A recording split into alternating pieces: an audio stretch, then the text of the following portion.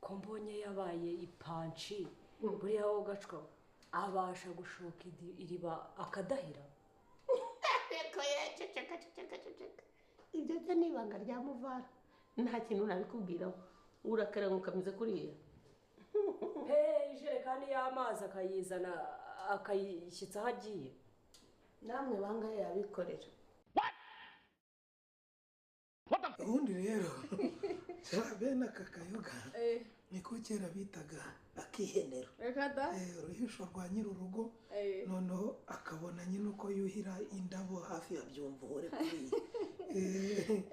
nuko nanjye naniwe mpise ngira namfora kabisa nkahuza impembe zombi nare kuri mezi gatata.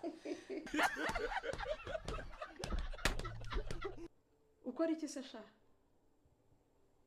Nibura wabiriye ngo muri weekend wumva ko nibura ukwiye gushinga ivi koza inkongoro.